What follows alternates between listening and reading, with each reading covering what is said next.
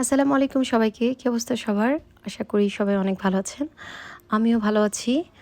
আর এই বৃষ্টির দিনে তো মোটামুটি আমরা সবাই ভালোই থাকি। একটু কি বলবো? বৃষ্টির দিনে মুডটা তো ভালোই থাকে, তাই না সবার মোটামুটি? তবে একটু বেশি বৃষ্টি হয়ে গেলে তখন আবার সবকিছু নিয়ে একটু এলোমেলো লাগে। যাই হোক, তো অনেকদিন পরে একটা ব্লগ নিয়ে আসলাম। ব্লগগুলো আসলে রেগুলার মানে করতেই পারছি না, প্রপারলি আপডেট দিতে পারছি না বা আপলোড দিতে পারছি না। তার কারণ হচ্ছে যে আমি একটু দেশের বাইরে যাব, সেক্ষেত্রে আমার একটু প্রিপারেশনের জন্য বিজি। তো ব্লগটা শুরু করেছি সকাল থেকেই, যাতে করে সকালবেলা একটু চা খেলাম। তারপরে চা খাওয়ার পরে যেহেতু বাইরে যাব, কিছু কেনাকাটা ছিল বাসার, সেগুলো কেনাকাটা করলাম। এরপরে কিছু পার্সোনাল জিনিসপত্র একটু কেনার ছিল বাসার জন্যই টুকটাক। তো আড়ং এসেছিলাম একটা জিনিস কিনতে, বাট পরে এসে আরও বেশ কিছু জিনিস পারচেস করা হয়ে গেল। আর আড়ংয়ের আউটলেটটা আমার বাসা থেকে খুব কাছেই। তো তো এখানে আসলাম, এসে একটু কেনাকাটা করলাম।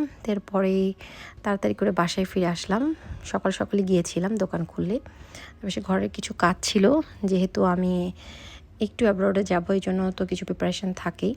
তারপরে এই যে কাপড় চোপড়, বাচ্চাদের স্কুল বন্ধ হয়ে গিয়েছে, বাট কাপড় চোপড়গুলো ওয়াশ করে রেখেছিলাম, সেগুলোকে আর প্রেস করা হয়নি। তো এগুলোকে এখন প্রেস করে প্রপার জায়গায় রেখে না দিলে দেখা যাচ্ছে কেমন যেন ক্লামজি হয়ে আছে সব কিছু। যতই ক্লিন করা যাক, টাইডি রাখতে গেলে আসলে মানে সব কিছু গুছিয়ে পরিপাটি করে না রাখলে দেখা যায় কেমন যেন এলোমেলোই লাগে, মনে হয় নোংরাই লাগছে, এরকম আমার কাছে মনে হয় আর কি। এই জন্য ভাবলাম আজকে আগে ইস্ত্রির কাজটা সেরে ফেলি, যেহেতু অল্প কিছু কাপড়, সেজন্য আমার বিছানাতে বসে ইস্ত্রি করা শুরু করে দিলাম, যে একটু আরাম করে বসে চা খাই আর সাথে প্রেস করে ফেলি।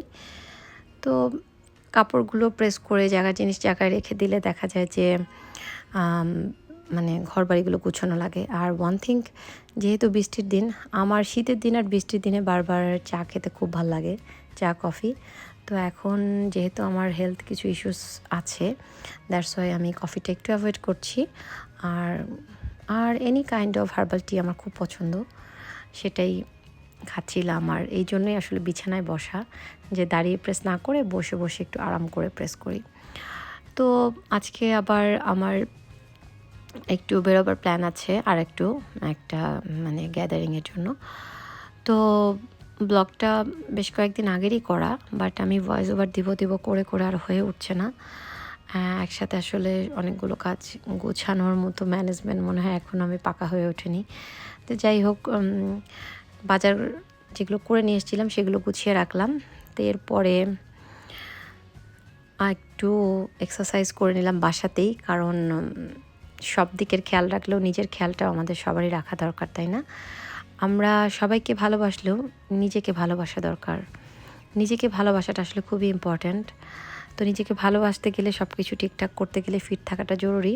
তো এই জন্য একটু বাসাতেই এক্সারসাইজ করে নিলাম, ট্রেডমিল। তারপরে একটু অ্যাপেল সিডার ভিনেগার খেয়ে নিলাম। আর আমার বাসায় আমি চেষ্টা করছি এখন পিঙ্ক হিমালয় সল্টটা খেতে। তো ওটা মানে পাউডারটা কিনতে গেলে একটু এক্সপেন্সিভও হয়ে যায়। তো আমার বাসা থেকে ডিসিসিটা কাছে, ওখান থেকে আমি রক টাইপের যেটা মানে বড় বড় ওই রকমটা কিনে নিয়ে এসেছিলাম। তো ওটাকেই আমি এখন আমার এইটা কি বলবো, হামানদিস্তাই তো বলে। তো এটা আমার মার্বেলের, তো ওটার মধ্যে আমি দিয়ে গুঁড়ো করছিলাম আর কি, যে এখন থেকে ওই রক সল্টটাই খাবো। আর যেহেতু সকাল সকাল উঠেছি, সব কিছু কাজও মানে সকাল সকালই হয়ে যাচ্ছিল, দিনটা খুব মানে কি বলবো, কাজের ছিল আর কি।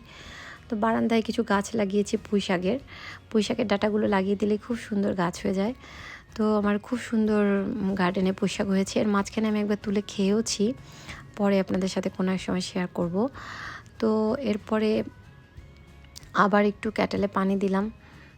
ওই যে বললাম, মানে বারবার চা খাওয়ার একটা ক্রেভিং থাকে আমার। দেখা যায় যে কখনো একটু অ্যাপেল সিডার দিয়ে খাই, কখনো একটু গ্রিন টি দিয়ে খাই, কখনো জেসমিন টি, বা ওই যে আপনাদের সাথে মনে হয় আমি একবার শেয়ার করেছিলাম গোলাপের ড্রাই যে লিফগুলো নিয়েছিলাম ওগুলো দিয়ে খাই। কখনো দেখা যায় যে বিভিন্ন হার্বাল কিছু জ্বালিয়ে ওর ভিতর ওটার মানে যে সিরাপটা হয় ওটাকে আমি খাই। এরকম খেলে আমার বেশ ভালো লাগে আর কি, আমি অনেক এনার্জেটিকও ফিল করি। তো এরপরে বাসায় কিছু কাজ আছে, মানে ফ্রোজেন কিছু খাবার রেডি করতে হবে। আমার বাচ্চারা শর্মা বা রোল টাইপের জিনিস খেতে খুব পছন্দ করে। বারবার রুটি বেলাটা একটা ঝামেলা মনে হয়।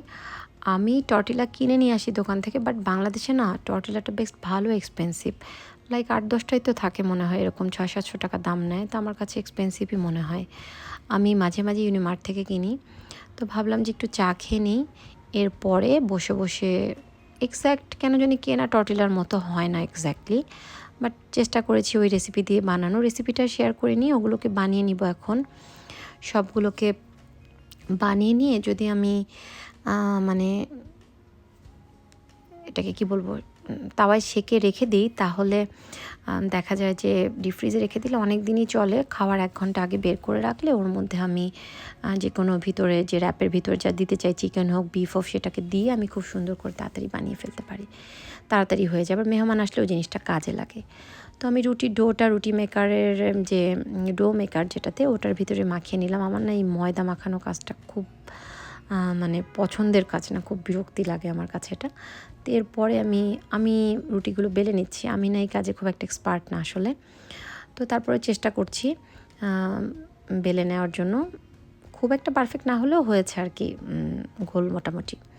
তো এগুলোকে আমি বেলে নিব। বেলে নেওয়ার পরে যখন 3টা-4টা করে হয়ে যাবে, তখন আমি সেঁকে নিব। আদারওয়াইজ দেখা যাবে যে কাঁচা আটা তো একটার সাথে একটা লেগে যাওয়ার একটা চান্স থাকে, যার কারণে আমি সুন্দর করে সেঁকে নিব।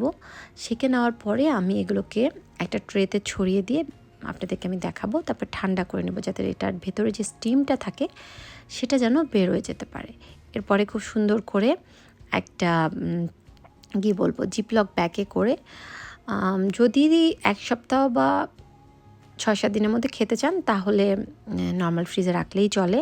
বাট আমি আজকে একটু বেশি বানিয়েছি, লাইক 12-14টার মতো হবে এরকম। তো ভুলে গিয়েছি, তার বেশিও হতে পারে, যাই হোক। তো এই জন্য আমি ডিপ ফ্রিজে রেখেছি, যাতে করে আমি এগুলোকে বের করে যে কোনো সময় মানে রোল বা এগুলো বানিয়ে নিতে পারি আর কি। অনেক সময় হঠাৎ করে গেস্ট আসলেও জিনিসটা কাজে লাগে, আর বাচ্চারা কোনো কিছু খেতে চাইলে দেখা যায় যে এটা রেডি থাকলে জাস্ট মিটটাও রেডি করে রাখলে ইজি হয় যে কোনো টাইমেই মানে জিনিসটাকে বানিয়ে নেওয়ার জন্য। তো আমি রুটিগুলোকে বেলে নিয়ে সেঁকে ফ্রিজে যেগুলো রাখার মানে রেখে দিব ঠান্ডা করে। আর এখান থেকে কয়েকটা রুটি দিয়ে আমি আজকে র্যাপও বানাবো। আজকে আমি বিফ র্যাপ বানাবো। তো বিফ ছিল ওই ঝুড়া করা, ওটার সাথে মেয়ো দিয়ে আমি এর আগেও একদিন দেখিয়েছি। এক দিন এক রকম টপিং দিয়ে বানাই, যার যেটা ভালো লাগে আপনারা সেরকম দিতে পারেন। তো আমার কাছে এটাই ছিল, এটা দিয়ে আমি বানিয়ে নিচ্ছি।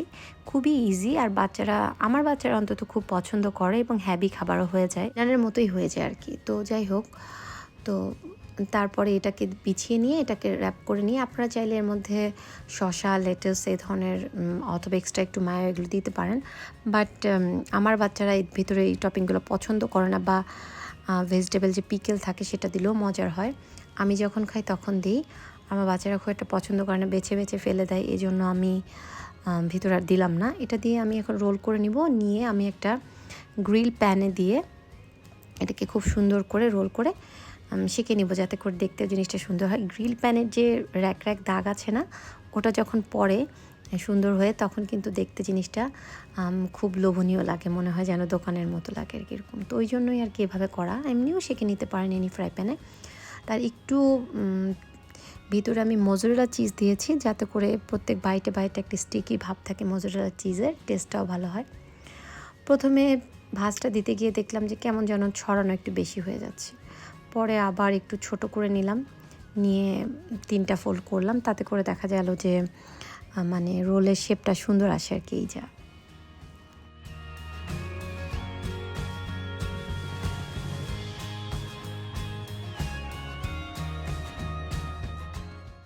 তো এই তো আমার রোল বানানো হয়ে গেল, গ্রিলে শেখাও হয়ে গেল, তারপরে এই যে সার্ভ করে দিয়েছি।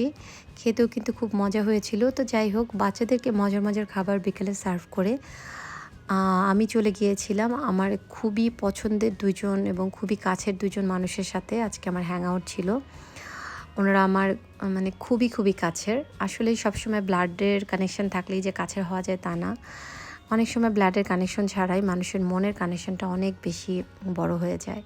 তো আমার খুবই পছন্দের 2জন মানুষের সাথে খুবই সুন্দর একটা ইভিনিং কাটিয়েছি। আমি একটা ক্যাফেতে গিয়েছিলাম আমার পছন্দের আপনজনদের সাথে হ্যাং আউটের জন্য। তো ওখানে গিয়ে আমরা মজা করে চা খাই, বিভিন্ন রকম স্ন্যাক্স খাই। আর সবচেয়ে বড় কথা হচ্ছে খুবই সুন্দর একটা ইভিনিং কাটাই। আর দিনটা ছিল যেহেতু বৃষ্টি বৃষ্টি, ঝমঝম বৃষ্টি বাহিরে, আর এদিকে আমরা গরম গরম চা খাচ্ছিলাম। আর সেই সাথে যদি খুব পছন্দের মানুষের সাথে সেই সময়টা কাটানো হয় তাহলে তো কোনো কথাই নেই। তো সুন্দর চা খেতে খেতেই আজকের আমার সুন্দর সময় কাটাতে কাটাতে আমার আজকের এই ব্লগ থেকে আমি বিদায় নিচ্ছি। আশা করছি আমার আজকের এই ব্লগটি আপনাদের ভালো লাগবে। Thanks for watching my video. If you like my video please subscribe my channel.